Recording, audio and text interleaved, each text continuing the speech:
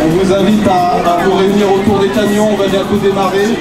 Comme à notre habitude, en ce mardi 6 juin, on va faire une petite prise de parole avant la manifestation. C'est la communication de l'intersyndicale. Toujours présente après presque 5 mois de bataille, il faut quand même le préciser parce que c'est assez inédit.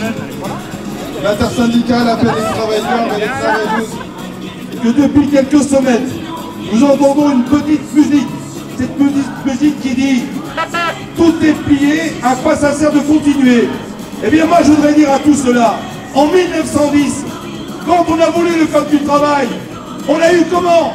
En 1936, quand on a voulu les congés payés, on les a eu comment? En 1956, quand les ouvriers de Renault ont obtenu la 3e semaine, on l'a obtenu comment? En 1945, la sécurité sociale a obtenu comment? Comment?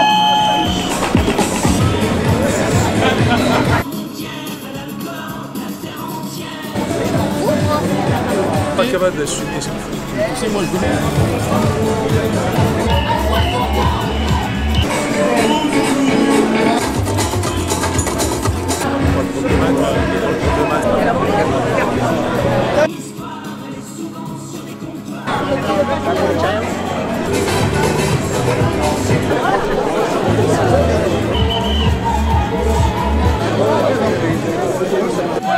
Allez, on est parti!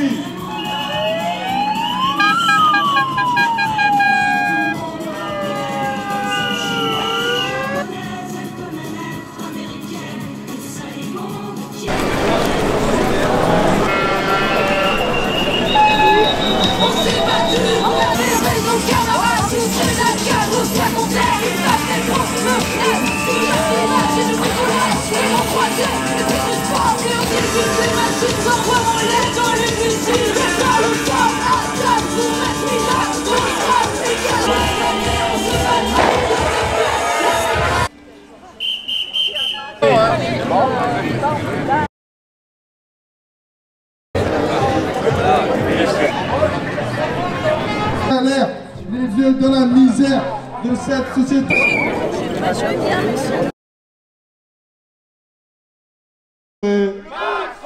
On descend.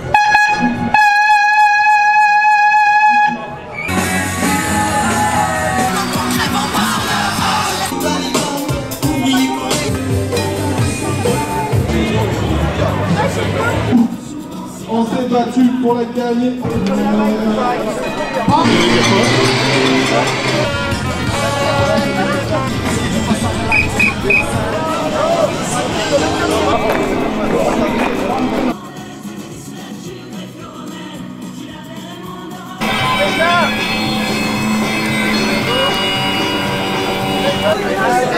Il y a les messieurs là pour le clavier.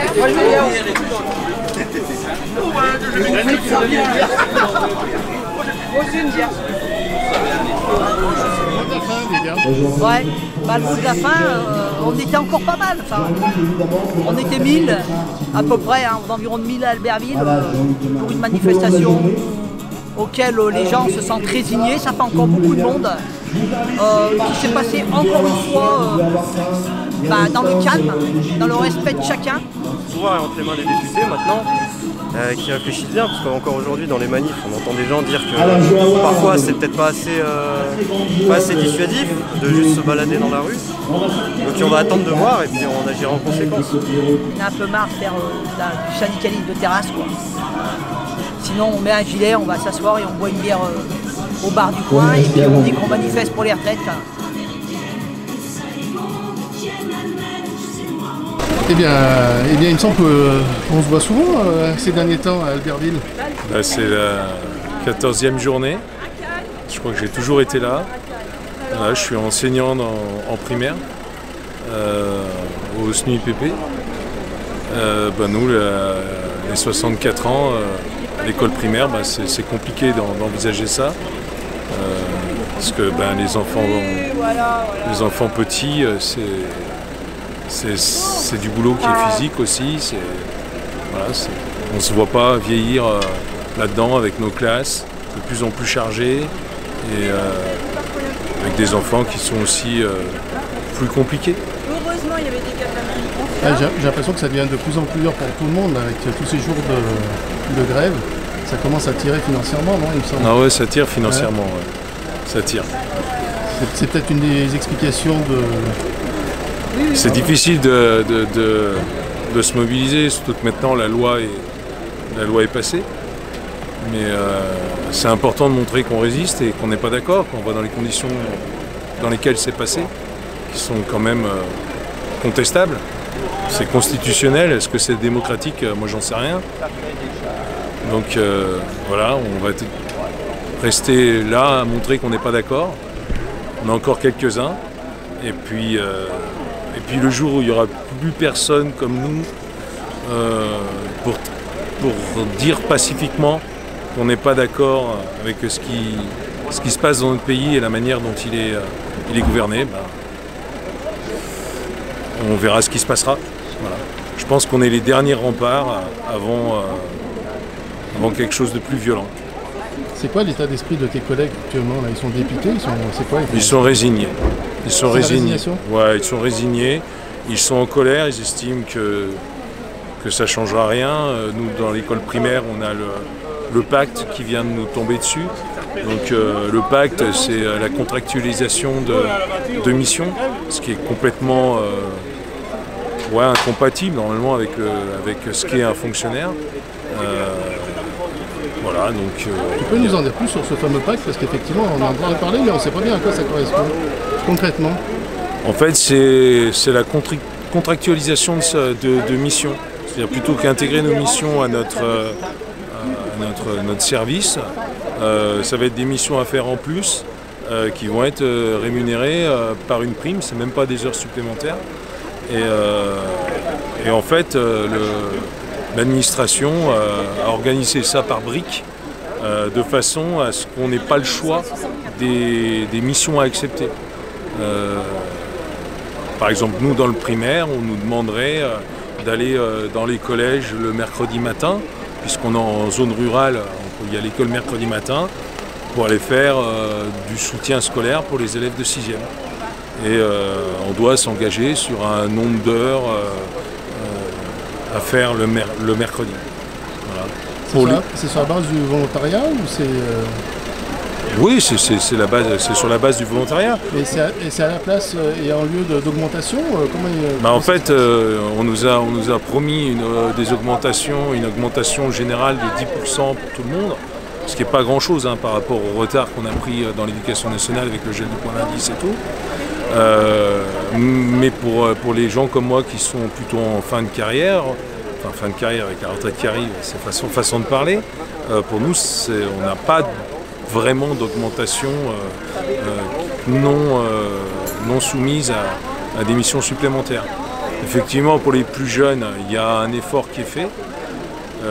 mais c'est parce que on imagine un enseignant dans le primaire qui commençait à 1460 € par mois, c'est risible, quoi. Donc il fallait faire quelque chose. Donc effectivement, ils vont essayer qu'on n'ait pas d'enseignants qui commencent en dessous de 2000 € par mois. Mais autrement, ouais, il y a beaucoup de pipeaux sur ces augmentations. On est toujours réunis en ce mardi 6 juin, toujours en intersyndical. Ça nous semblait essentiel de continuer à dire au gouvernement que cette réforme des retraites elle est totalement injustifiée humainement et économiquement. On ne cessera de le répéter. On verra aujourd'hui si les Français nous donneront la possibilité de continuer cette bataille, si on peut l'emmener aussi loin que possible durant l'été et puis peut-être aussi à la rentrée. Il y a une date très importante dans 2 jours. On appelle nos députés à voter et à se prononcer toujours contre cette réforme des retraites. Voilà, ça fait quand même 5 mois que ça dure, c'est assez inédit qu'on puisse se réunir à nouveau en intersyndical depuis tout ce temps. Que dire de plus? Que les Français sont toujours contre cette réforme. On verra le niveau de mobilisation d'aujourd'hui, qui à un autre sens ne sera pas forcément révélateur de l'intérêt que les Français peuvent porter à cette réforme des retraites, puisqu'on le sait, ils sont toujours majoritairement contre.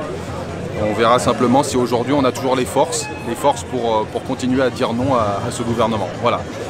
Je pense qu'on a déjà suffisamment évoqué les raisons de notre colère. On peut proposer d'autres choses, on le répète, c'est vraiment important. À la CGT, ce que l'on souhaite mettre en avant, c'est qu'on peut proposer une autre forme de société, transformer la société pour aller vers plus de progrès social et de justice sociale et fiscale. Voilà, c'est un peu le message qu'on a envie d'envoyer en ce jour du 6 juin 2023. Et on souhaite que les Français continuent à se prononcer, à soutenir les organisations syndicales et à se prononcer contre cette réforme des retraites, tout en proposant d'autres financements. Et encore une fois, on le dit, une transformation de la société qui soit plus juste, surtout pour les plus précaires et les Français les plus pauvres. Alors nous sommes là aujourd'hui pour manifester une fois encore contre ce projet de réforme de retraite dont on veut absolument qu'il soit retiré par le gouvernement. FO Hydro-Alpes très présent sur toutes les manifestations, je crois qu'on en est à la 14e, également sur les piquets de grève.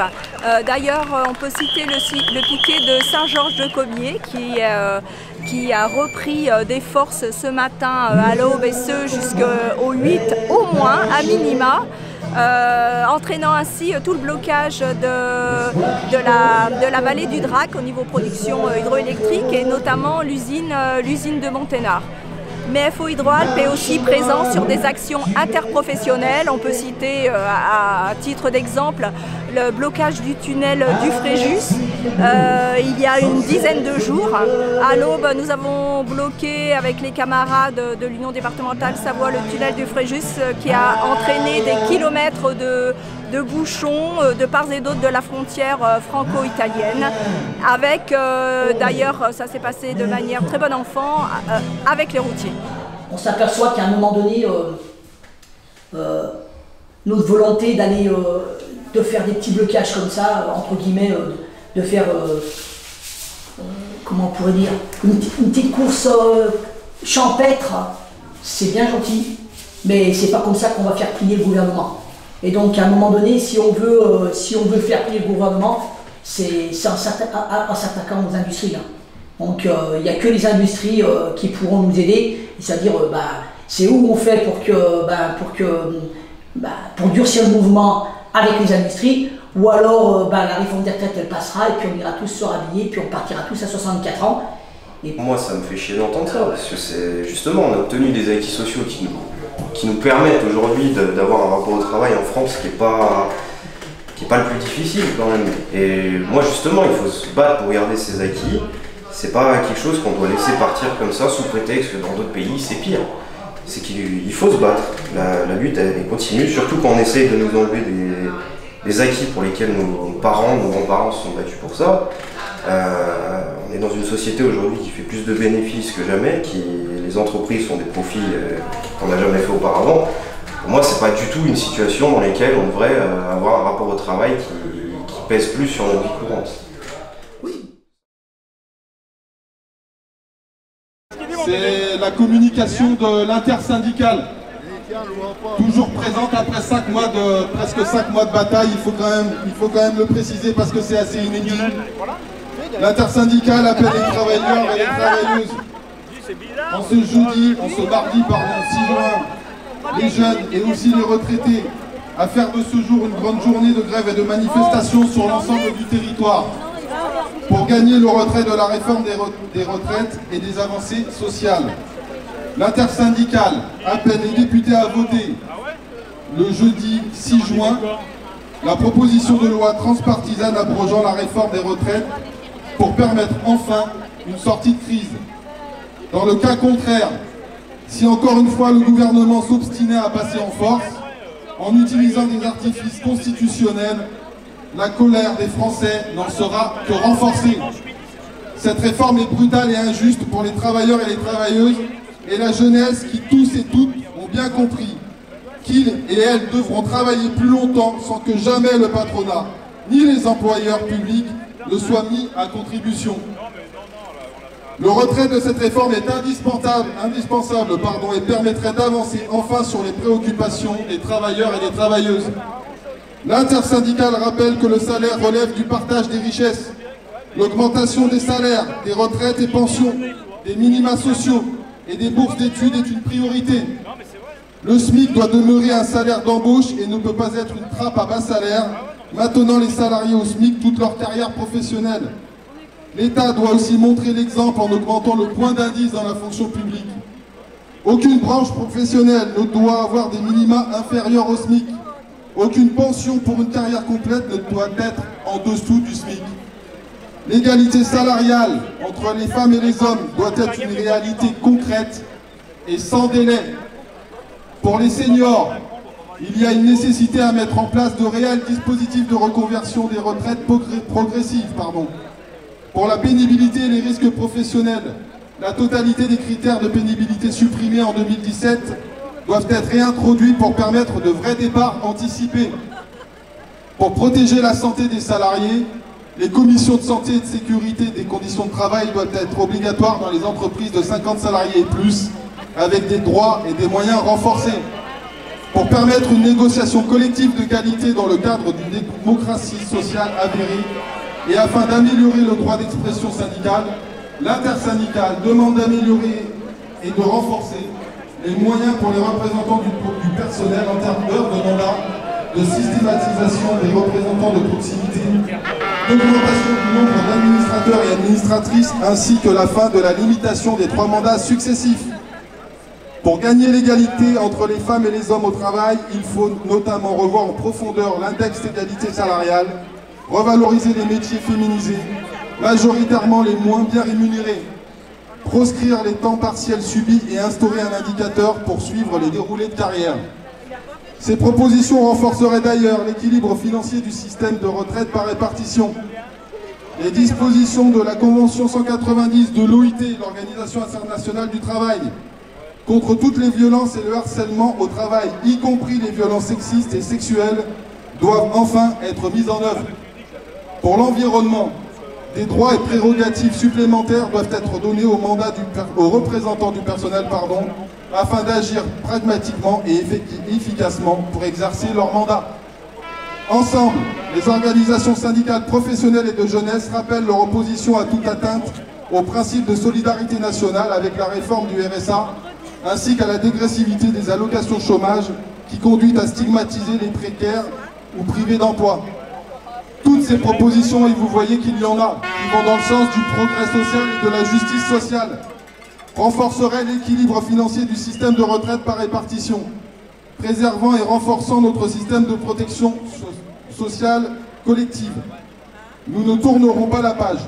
Ensemble, unis et déterminés pour gagner le retrait de la réforme et pour le progrès social, construisons partout les grèves et les manifestations de ce mardi 6 juin et dans les jours à venir. C'était pour l'intersyndicale départementale et nationale. Merci à tous et à toutes et bonne manifestation.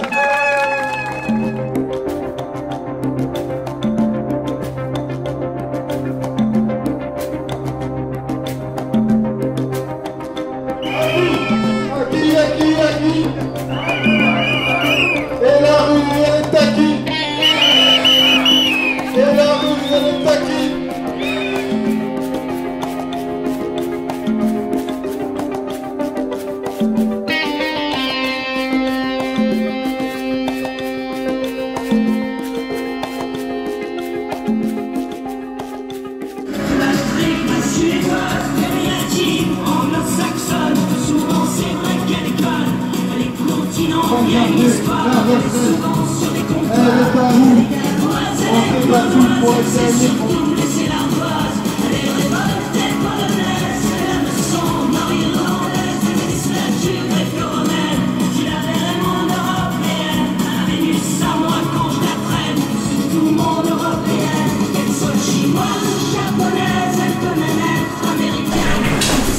On va chercher. On va filmer, c'est du moins le remplir. D'accord.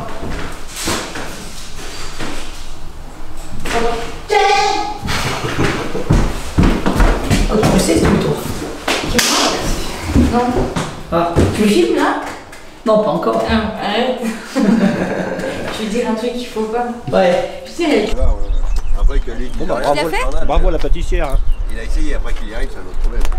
Oui. Sucre ou pas? Moi je vais en mettre un haut. Il arrive à être trop. Face aux soviétiques et puis aux talibans, ouvriers coréens, grève à Séoul, défendre les droits de la femme cachés au fin fond des montagnes tchétchènes, pendant que la corne de l'Afrique.